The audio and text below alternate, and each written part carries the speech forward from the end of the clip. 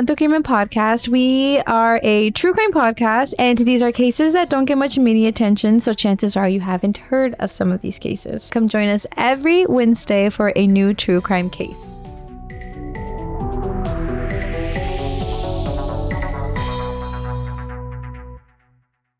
Hey everyone! Hola a todos! This is Shahaira. And this is Stephanie, and welcome back to Cuento Crimen Podcast on YouTube. That's so good. I always feel like it's like, you know, those MTV like little segments on Oh yeah, on YouTube. Well, thank you all for joining us another video. We hope you are all enjoying these stories. La de semana pasada we had like a bit of a shorter stories. Today's are a bit juicier, and I think they're juicier because they were actually submitted. So I guess this is like our official first submissions. Yeah, which is kind of exciting. I mean, not exciting that like these people went through it, but just like kind of cool that like, oh yay, people are reaching out and you know sending people want to tell their stories. Yeah. Sorry, y'all. I'm kind of like getting like a little bit of a sore throat again. So great. So as always, yo voy a compartir una historia and then Steph is going to share another story. And yeah, we're just going to kind of read through it and kind of go through it. Okay, so let's get into the short stories of how I almost got kidnapped. So this story was submitted by Giselle. And yeah, like we said, it was like our first submission. So shout out to you. Thank you so much. And this is how her story goes. I have it here. It's a bit of a lengthy one, so I'm just going to read it off. So it says, I was a freshman in college and it was my very first semester, so I was new to the campus and new to co-ed bathrooms and showers. If you went to a school like us where we had to share bathrooms, you know this feeling. Yeah, there's like odd. It's a little bit, I mean, I think it's normal. You have to adapt. You have to adapt to it, you know, because you know, you lived like 18 years without having to do that. Yeah. You know? And she says, it didn't bother me at all, but it did take some adjusting. And yeah, same here. Maybe because I was used to sharing a bathroom with my family and not a whole floor of kids. But anyways, I think I adjusted quickly. Another thing is that my campus was in the middle of the city, which means there are students and outside people walking through campus. So you get the idea.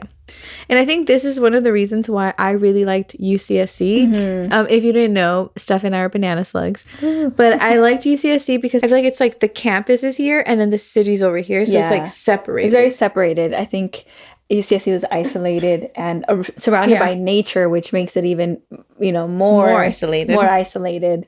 You have to like drive down to get to the city. Which kind of sucked, like if you really needed something. Yeah. But I don't know, I kind of just also really liked the separation. Yeah, it was like good in like for studying, you know, because you didn't have that many distractions or if you had to go downtown, it had to kind of be planned out. Cause, I mean, it wasn't so far, but when you're, you know. It is out the way though. Yeah, it's out the way because you have to like take the bus, you know. Buses are great. But anyways, personal preference. So Giselle went to a campus opposite where it's like everything is kind of intertwined. So anyway, one day as I'm coming out of the bathroom, I see this young guy just hanging around the dorm hallway. I don't recognize him, but I feel like that's common in college. So I just kind of say hi and go about my day. As the days go on, I probably see him a few more times and again, just hi and bye. At this point, I'm wondering like, where does he live? Is he part of the dorm? If so, what room? And I feel like at this point, you know, if you see someone in the hallway, you kind of want to assume that they live in the building. So yeah. And then one day I was really surprised to see him in my lecture hall. That's when I finally decided to ask for his name. I thought, hey, maybe we can be friends. He looked a bit shy that I had come up to him, but he told me his name was Mark. And he said that he wasn't enrolled in the class, but he was interested in it, so he had dropped by. I didn't think too much of it because it was somewhat common for students to do this. And I think I dropped in like one of your classes once or twice, so it is common. Eventually, we started sitting next to each other and even began walking back together to the dorms. But I never saw nor asked what dorm room he was or who his roommates were. However, I was starting to think it was weird that he was attending this lecture every day, even though he was still not enrolled. And I knew my gut was right when he asked me one day if I wanted to study for the midterm that was coming soon. My initial thought was, why would he be studying for a midterm for a class he isn't taking? I didn't say anything though, because I was curious to see how it would play out. I agreed to study with him, and he told me great that we could study at his place.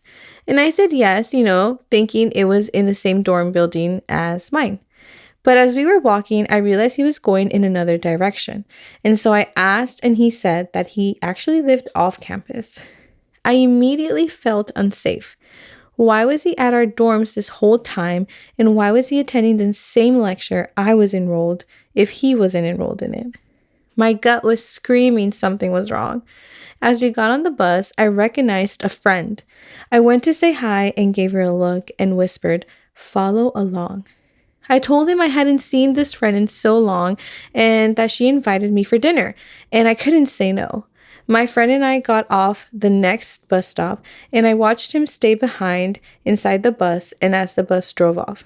After that day, he never showed up to my lecture, and I never saw him in my dorm hallway again.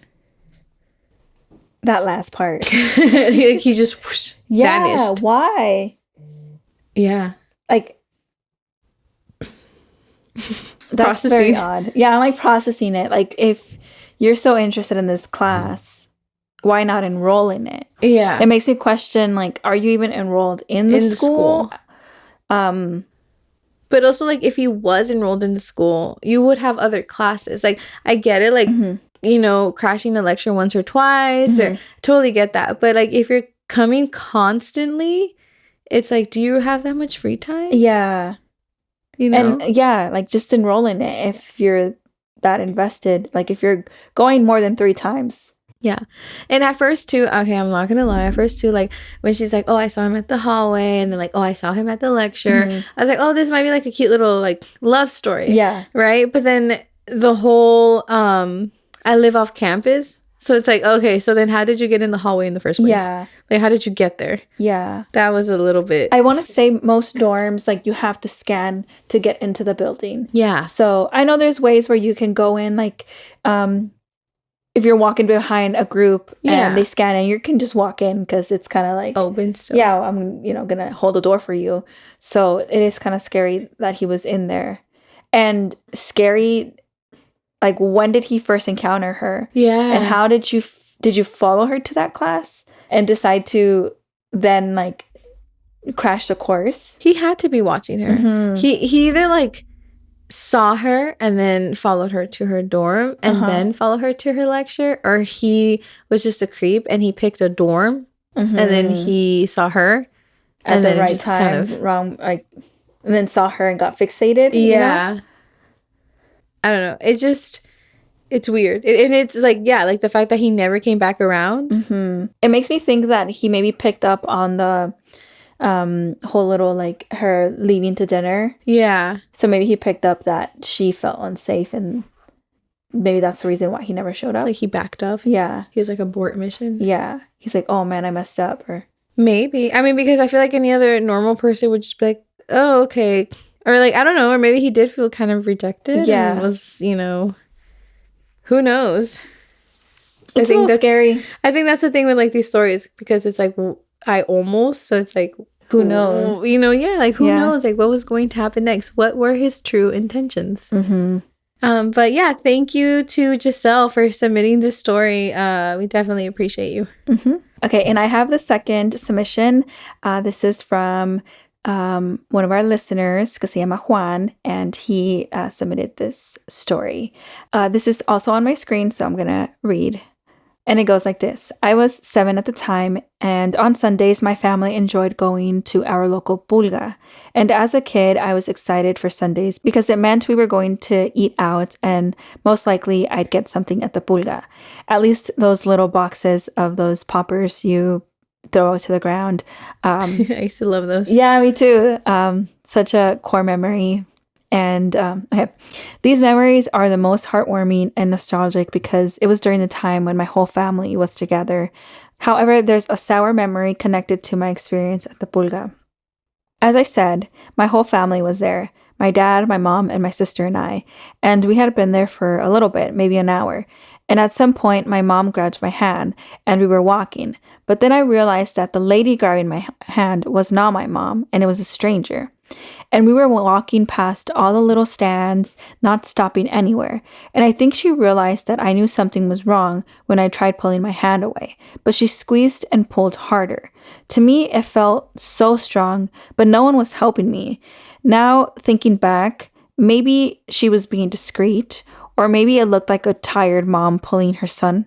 And we were making our way out of the pulga and into the parking lot. And now I get asked, why didn't I scream or say anything? But I just felt like I was frozen in the moment. It was like slow motion, but all happening so fast. Luckily, my dad was in the parking lot. He said that he quickly realized that I was missing and that I was nowhere nearby. And so he ran to the exit and was praying that he got there on time. And he did.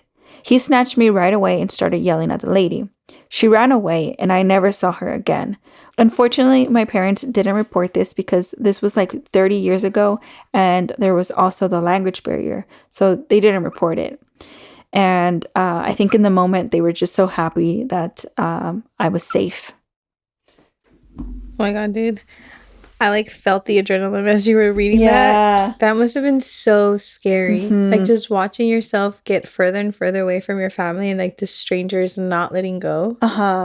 And I think the part is like no one is helping me. Like no one is seeing that I'm being dragged out of here. Yeah. But maybe to the outsider people, it's just like a mom like walking fast. Yeah. You know? Which I could definitely see that. Like if he's not yelling for help or anything, like and this lady's just tugging at him, that would be like your initial thought that this is just a woman trying to get him. Maybe he wanted a toy or something. Wow, that's crazy. That like left me shook a bit. Yeah, because you don't know. Like you would imagine that's a mom, but it wasn't.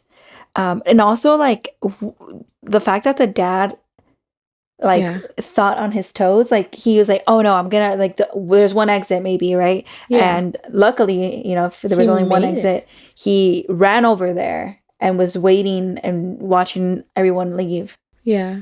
And I think that's one thing that I learned from the story. Like if my child, I mean, knock on wood, but like if my child was ever to be nowhere to be seen in a place like this, that is a good place to be at. Go to the exit. Who's leaving with my son? That is crazy. That just means like, I don't know, the universe was in his favor, honestly, that his dad llegó a tiempo and was able to spot him. And like see that whole thing. Yeah, porque like in La Pulga you can get distracted by all the stands. Yeah, you can. And I mean, like we go to the Pulga a lot, and my son is 2 now, so it's hard. Like it's hard. Like how do I look at this while also taking care of him? You know. And I feel like I'm very like aware of like situations like this, and my partner is like not so much. Like he will get like se embova en cosas, and I'm just like, hey, like where's the kid? Like hello, the kid's over here. Like, and I always tell him, I was like, try for the baby not to be like 5 feet away, like little like 5-stepping feet away from you, because anything could happen. Yeah. And I think he thinks sometimes that I'm too paranoid, and then like I'll talk about like stories like this. I'm like, see, you see what I mean? Like I prefer to be paranoid than que pase una, you know, desgracia. No, yeah. I mean, yeah, we do true crime, so I feel like a veces like people might say we're paranoid because of it. Yeah. Like my family, every time now, like if they say a dicho, siempre dicen, uno nunca sabe cómo dices, you know? But it's because it's true though, you know, like it's true. There's so much like danger, and like escuchas all kinds of stories, and you know, you see and you hear about like different people who have different thoughts about the world and how they process things, and it's just like, it's honestly really better safe than sorry. You can't never be too careful. There's like too much evil in this world, and it's crazy. Like in La Pulga, like, you know, I grew up going to La Pulga and getting the same little poppers and being so excited, and you would never think that something like that would happen there, because it's such a family place. Yeah, you know. Also, like, I wonder if they ever went back to the Pulga. Like, I wonder if that was still a tradition for them. Oh yeah, or if they kind of let it go.